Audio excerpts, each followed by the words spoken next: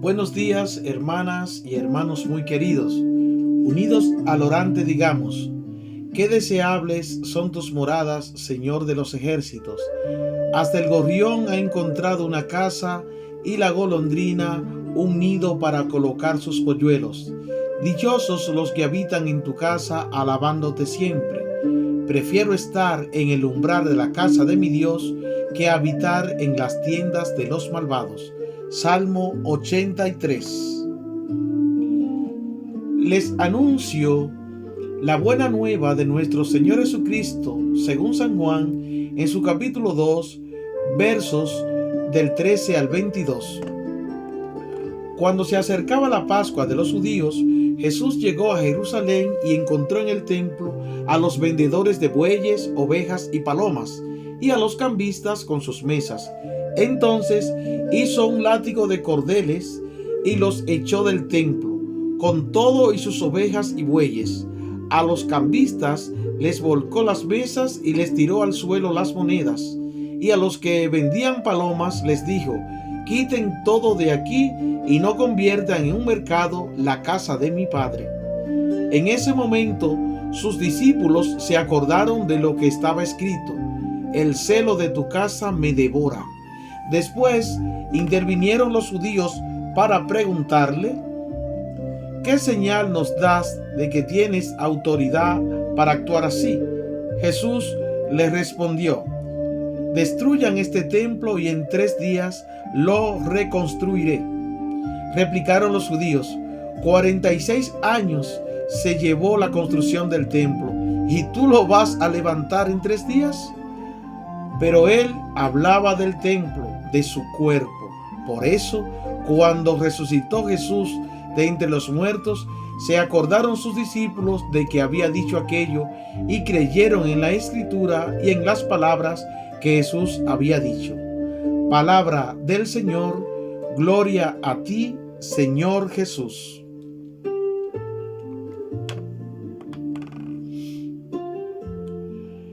Nos encontramos hoy con una temática parecida a la del domingo anterior.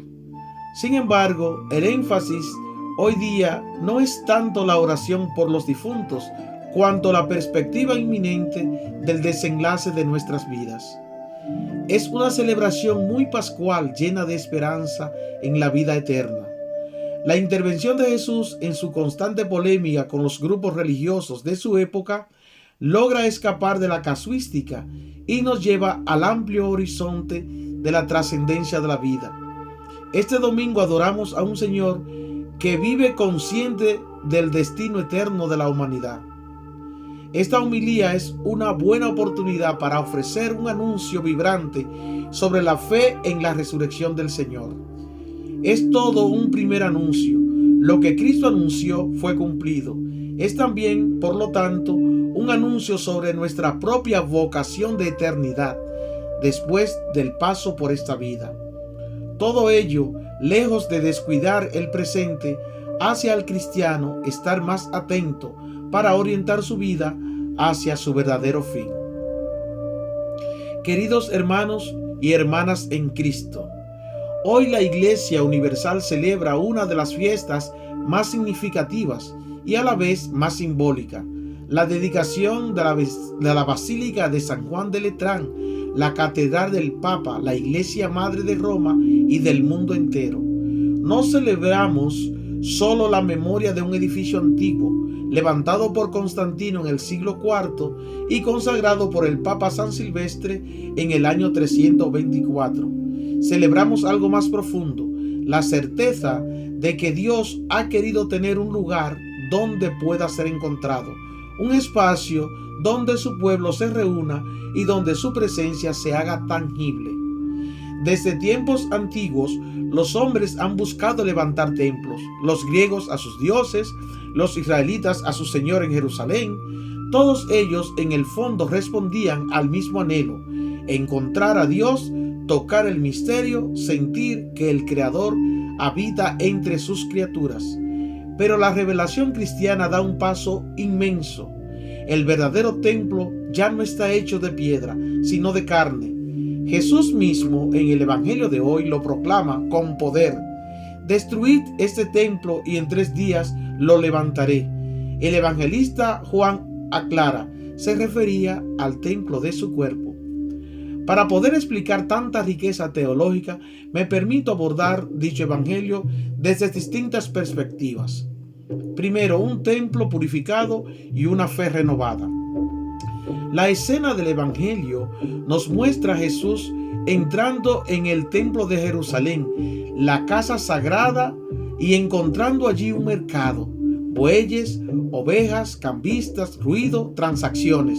El lugar del encuentro con Dios se había transformado en un espacio de comercio. Y Jesús, con ese gesto que descoloca y estremece, expulsa a los animales y a los vendedores. No lo hace como un agitador, sino como un profeta. Su gesto es una profecía en acto. Está anunciando una nueva manera de relacionarse con Dios. Jesús no golpea a los hombres, sino que expulsa a los sustitutos del culto, los animales del sacrificio, para decirnos que ya no necesitamos intermediarios para llegar al Padre, que el único sacrificio agradable a Dios será el amor que se entrega, que la verdadera religión no consiste en ritos vacíos ni en templos suntuosos, sino en un corazón que ama, que sirve y que se deja habitar por la presencia viva del Señor. Segunda perspectiva, una religión más humana y más divina. Lo que Jesús propone no es una religión más fácil, sino una religión más humana y por lo tanto más divina. No una religión de formas externas, sino una fe que se encarna en la vida, que transforma al hombre desde dentro, que convierte cada gesto de misericordia en liturgia y cada acto de justicia en oración. El profeta Jeremías ya había advertido sobre esta realidad. ¿Acaso esta casa sobre la cual se invoca mi nombre se ha convertido en una cueva de ladrones? Jeremías 7:11. Jesús retoma esa denuncia y la lleva a plenitud. No se trata de destruir el templo, sino de purificarlo, no de negar el culto, sino de devolverle el corazón. Por eso hoy, en la fiesta de San Juan de Letrán, Dios nos invita también a mirar hacia adentro. ¿No hay acaso en nuestro propio corazón rincones llenos de ruido, de cambistas de alma, intereses personales que han desplazado al Dios vivo? ¿No necesitamos también nosotros dejar que Cristo entre con su látigo de amor y purifique nuestra fe, nuestra comunidad y nuestra iglesia? Tercera perspectiva, de los muros de piedra al templo vivo. Esta basílica de Letrán, erigida hace más de 1700 años, es signo visible de la unidad de la iglesia. Allí está la cátedra del obispo de Roma, el Papa, sucesor de Pedro, pero su sentido más hondo no está en la piedra, sino en lo que simboliza: la comunión viva de todos los creyentes que formamos el cuerpo de Cristo.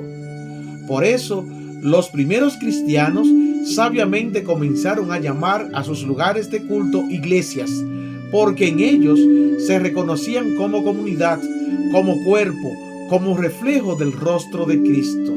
Cada templo cristiano es un autorretrato de nuestra identidad más profunda, un pueblo reunido en torno a su Señor, una familia que hace visible en el mundo la presencia de Dios. Y si el templo de Jerusalén fue destruido y el de Letrán edificado, es para recordarnos que ningún edificio, por sagrado que sea, sustituye la morada del corazón donde Dios quiere habitar. Cuarta perspectiva, el templo de Cristo y el templo que somos. En 3 días lo levantaré. Estas palabras del Señor apuntan a la resurrección. Jesús mismo es el nuevo templo. Su cuerpo resucitado es el lugar donde el cielo y la tierra se encuentran para siempre. Y nosotros, injertados en él por el bautismo, somos piedras vivas de ese templo espiritual.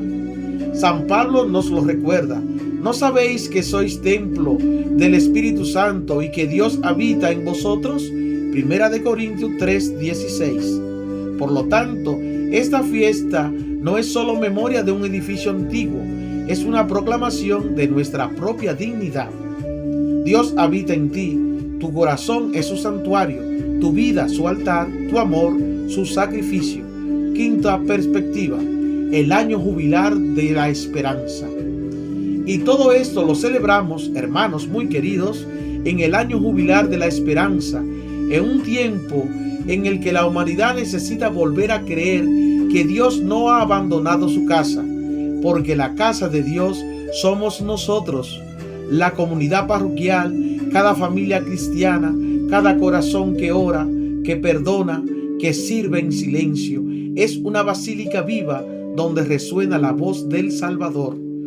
Hoy el Señor nos llama a reconstruir el templo de nuestra fe, no con ladrillos, sino con obras de amor, a volver a nuestras raíces, a redescubrir la belleza de una iglesia que más que institución es comunión, que más que estructura es hogar y más que un rito es vida. Queridos hermanos, celebramos con alegría esta dedicación santa de la Basílica de Letrán, que al mirar los muros de nuestras iglesias veamos reflejado el misterio que somos, piedras vivas unidas en Cristo, templo de la presencia de Dios en el mundo. Y pidamos al Señor que cuando Él entre en el templo de nuestra vida, encuentre no un mercado, sino un altar, no ruido, sino silencio, no apariencia, sino verdad, que encuentre en fin un corazón dispuesto a ser morada de su amor. Amén. Oremos juntos. Señor Jesús, tú que entraste en el templo de Jerusalén para devolverle su pureza, entra también hoy en el templo de nuestra vida y purifica nuestro corazón. Expulsa de nosotros todo lo que nos aleja de ti, todo ruido, toda mentira, todo egoísmo, y haz de nuestra existencia un lugar donde tu Espíritu pueda habitar en paz. Que nuestras palabras sean plegarias, que nuestras obras sean incienso, y que cada uno de nosotros, como piedra viva, construya contigo la iglesia que salva, que consuela y que da esperanza. Al salir de este templo, haznos comprender que el mundo es también tu morada, y que allí nos envías para ser testigos de tu amor. Que nuestra vida, unida a la tuya, sea el altar donde cada día se renueve el milagro de tu presencia. Amén. Bendecido día en la presencia del Señor, plenitud de bendiciones para todos.